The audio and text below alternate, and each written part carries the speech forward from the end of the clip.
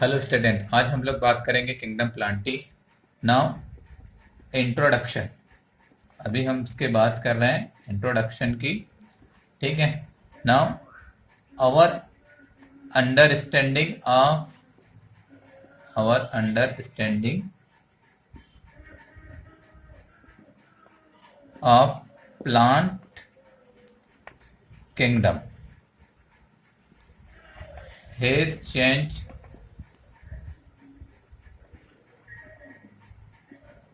Over time. ठीक है ना। टाइम के अकॉर्डिंग क्या देख रहे हैं आप कि हमारी अंडरस्टैंडिंग प्लांट किंगडम के लिए टाइम के साथ साथ चेंज होती गई है। फॉर द एग्जाम्पल अगर हम बात कर रहे हैं अर्लियर अर्लियर अर्लियर ठीक है, fungi, monera and protista having cell wall includes in planting, but in recent only algae, bryophyta, pteridophyta,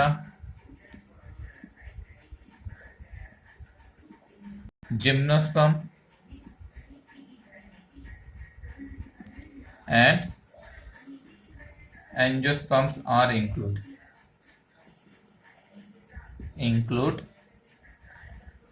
in kingdom Plantae. ठीक है, वाई ऐसा क्यों? ठीक है ना। तो इसको समझने के लिए अभी हमको पढ़ना पड़ेगा क्लासिफिकेशन सिस्टम्स। ठीक है, इसको समझने के लिए कि why algae, bryophyta, pteridophyta, gymnosperm, angiosperm are include in plantae, fungi, monera and protista को जो पहले जो ग्रुप थे उनको क्यों अलग कर दिया गया, इसके लिए अभी हमको समझना पड़ेगा क्लासिफिकेशन सिस्टम। ठीक है, तो अभी हम बात कर रहे हैं क्लासिफिकेशन सिस्टम की। ठीक है, नाउ टेक्सोनॉमिकल सिस्टम्स की अगर हम बात करें इनके डेवलपमेंट से लेकर के, तो अभी तक 3 टाइप के क्लासिफिकेशन सिस्टम दिए जा चुके हैं। आर्टिफिशियल सिस्टम, सेकंड देख रहे हैं आप नेचुरल क्लासिफिकेशन सिस्टम और natural system of classification, and third देख रहे हैं आप फाइलोजेनेटिक सिस्टम ऑफ क्लासिफिकेशन। ठीक है, तो वन बाय वन हम लोग इन क्लासिफिकेशन सिस्टम के बारे में स्टडी करते हैं। फर्स्ट हम लोग बात कर रहे हैं नेचुरल क्लासिफिकेशन सिस्टम। ठीक है, नेचुरल क्लासिफिकेशन सिस्टम, तो बेसिस ऑन, इसका बेसिस क्या है? Basis on the few morphological character. किन कैरेक्टर बेसिस पर है? Few morphological characters. For the example, habitats, habits and leaf morphology. ठीक है, नाउ अगर इनके एग्जाम्पल देखते हैं आप आर्टिफिशियल क्लासिफिकेशन सिस्टम के, तो एग्जाम्पल में आप देखते हैं एरिस्टोटल क्लासिफिकेशन जो सिस्टम है, और दूसरा Theophrastus.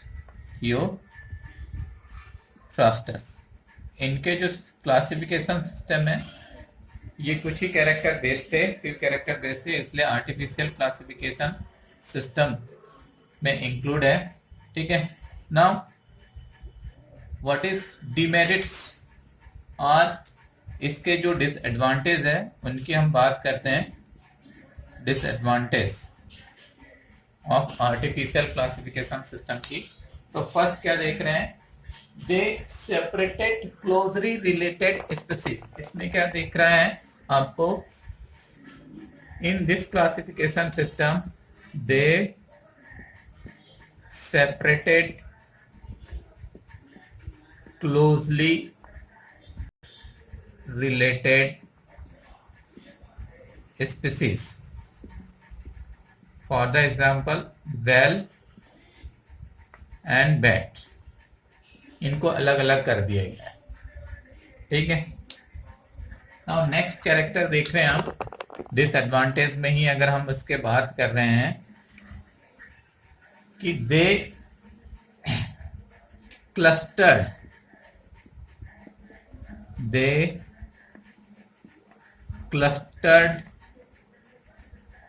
different organisms in same group, like bat and birds. Bat and birds जो कि डिफरेंट है, बर्ड, बैट मैमला और बर्ड्स एविस है, इनको सेम ग्रुप में इंक्लूड कर दिया, ठीक है। और नेक्स्ट देख रहे हैं equal importance of vegetative and sexual characters,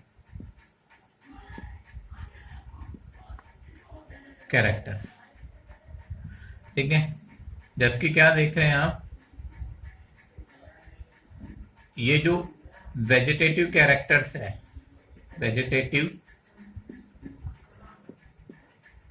characters are more affected,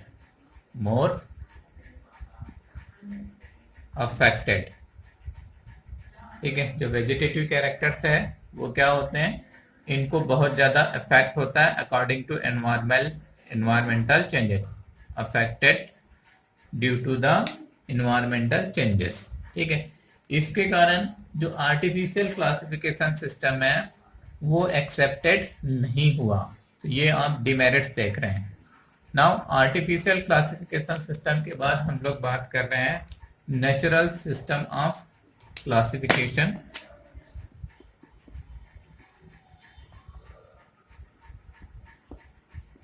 Natural system of classification. Now natural classification system का जो बेस है, basis on the natural affinities, किस बेसिस पर है, basis on the natural affinities, ठीक है। It consider not only morphological character,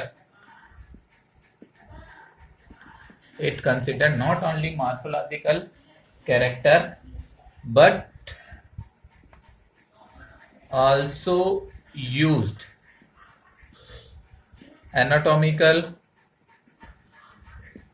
physiological, cytological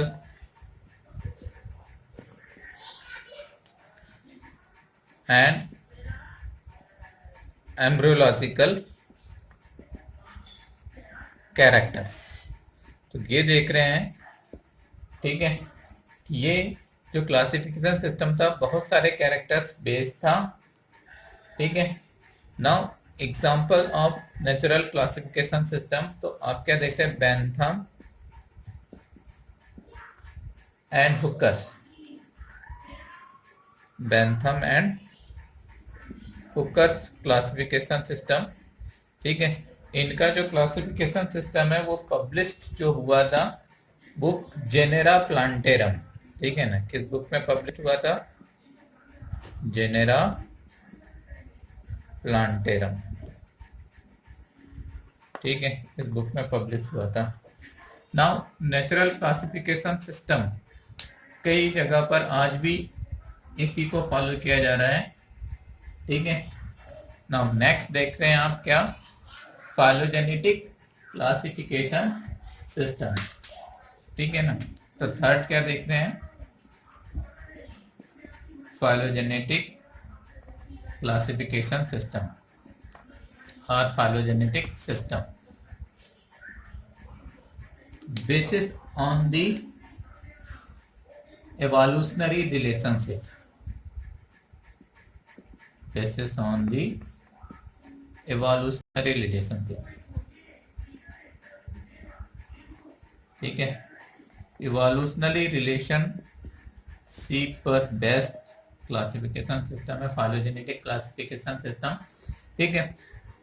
this system assume that, ये system assume करता है, ठीक है ना, this system assume that all organisms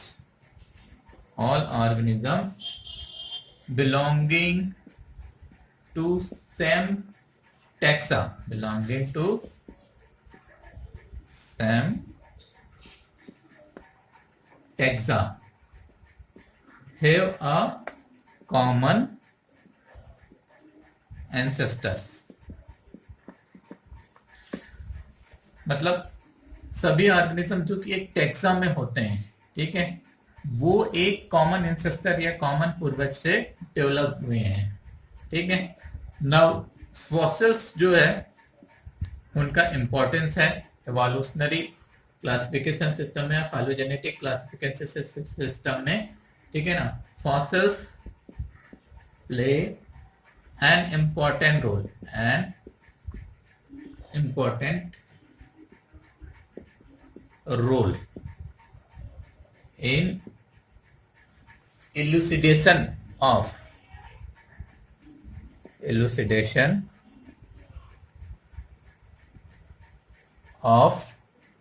evolutionary relationship,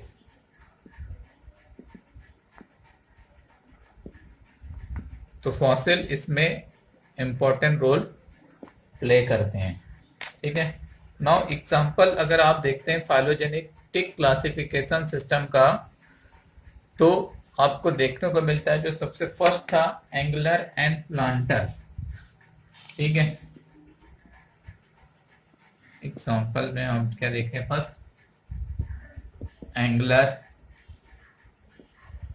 and planter.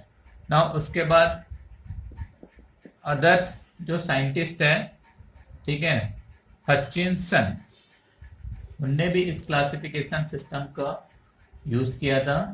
तो देख रहे हैं आप जॉन हचिंसन, तख्ताजन एंड कार्नक्विस्ट, ठीक है, इनने फाइलोजेनेटिक क्लासिफिकेशन सिस्टम प्रपोज किए हैं, ठीक है ना। ये तो बात होगी फाइलोजेनेटिक क्लासिफिकेशन सिस्टम की।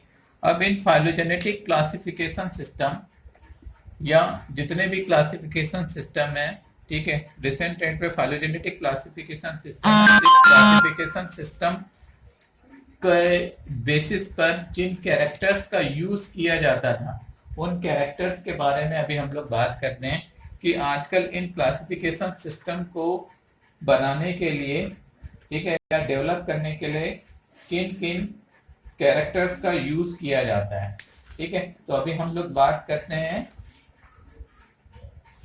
क्या कैरेक्टर्स किसके लिए, क्लासिफिकेशन सिस्टम को डेवलप करने के लिए जो यूज किए गए हैं, उन कैरेक्टर्स की बात अभी हम बात कर लेते हैं। अभी क्या हो गया है कि इन कैरेक्टर्स की बेसिस पर ब्रांचेस डेवलप की जा चुकी है, ठीक है ना। तो अभी हम बात करते हैं branches of taxonomy. Classification system में हम नेक्स्ट बात कर रहे हैं ब्रांचेस ऑफ टैक्सोनॉमी। तो बहुत सारी ब्रांच अभी इंक्लूड किया गया है इसमें, लेकिन जो मोस्ट इंपॉर्टेंट ब्रांचेस हैं हम उनकी बात करते हैं। फर्स्ट हम लोग बात करते हैं numerical taxonomy. Numerical taxonomy, numerical taxonomy also known as एडनसोनियन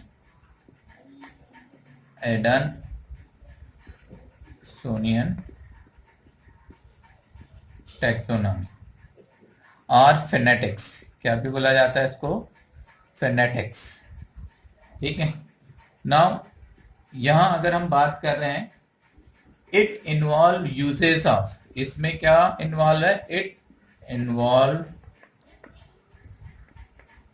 uses of numerical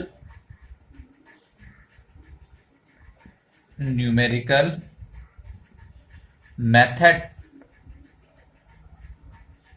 for evolution of similarities, evolution of similarities and differences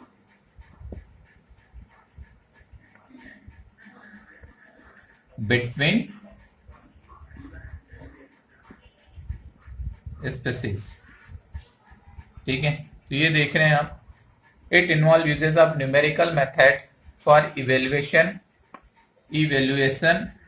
of similarities and differences between species. ठीक है, अब क्या होता है कि ऑल द कैरेक्टर्स, ठीक है, all the characters consider for analysing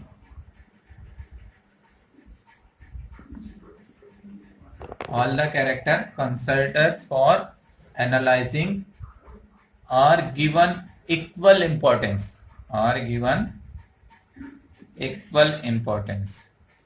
जितने भी कैरेक्टर्स यूज किए जाते हैं उन सभी को इक्वल इंपॉर्टेंस दिया जाता है।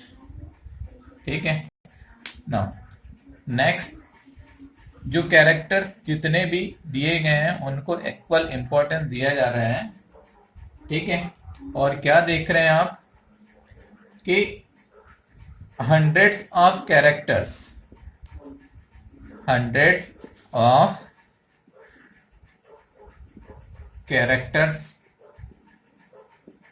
Can be analysing at the same time. ठीक है, एक ही समय में बहुत सारे कैरेक्टर की एनालिसिस कर सकते हैं। ठीक है, नाउ थ्रू न्यूमेरिकल टैक्सोनॉमी, ठीक है, through numerical taxonomy family tree also prepared. तो क्या देख रहे हैं, the family tree prepared by phonetics, and this family tree is called, ठीक है ना, this family tree is called dendrogram. क्या बोला जाता है इसको, डेंड्रोग्राम। तो ये देख रहे हैं आप, न्यूमेरिकल टैक्सोनॉमी से के थ्रू एक फैमिली ट्री प्रिपेयर किया जा सकता है और इस फैमिली ट्री को क्या बोला जाता है, डेंड्रोग्राम। नाउ ये तो बात हो गई न्यूमेरिकल टैक्सोनॉमी और फेनेटिक्स की और एडेनसोनियन टैक्सोनॉमी। एडेनसोनियन इससे बोलते हैं क्योंकि एडेनसोनियन ने इसका फर्स्ट यूज किया था। ठीक है, नाउ सेकेंड, साइटोटैक्सोनॉमी। साइटोटैक्सोनॉमी और कैरियोटैक्सोनॉमी, क्या भी बोला जा सकता है इसको, कैरियोटैक्सोनॉमी। ठीक है, now it is based on psychological information. ये कैसा है, it is based on cytological information.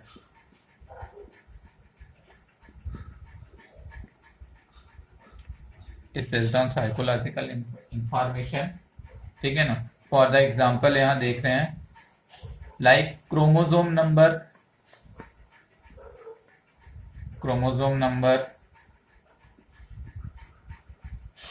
Structure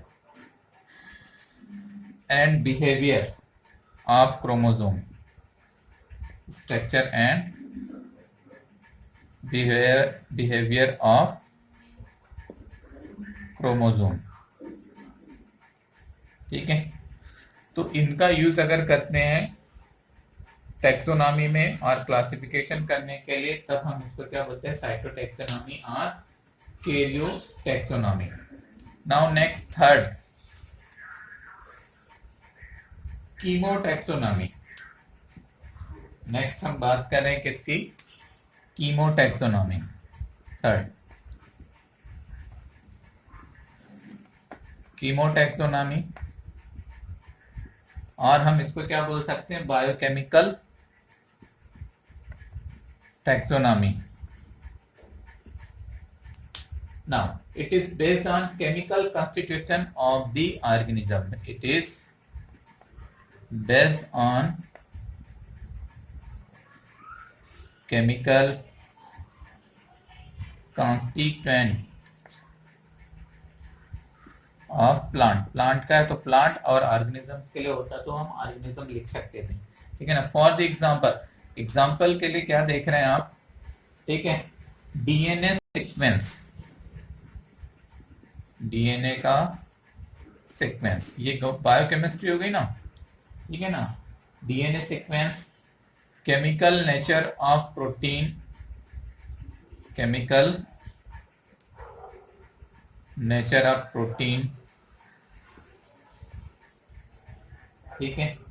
crystals, chemical nature of crystals, ठीक है। And aromatic compound, and presence of aromatic compound.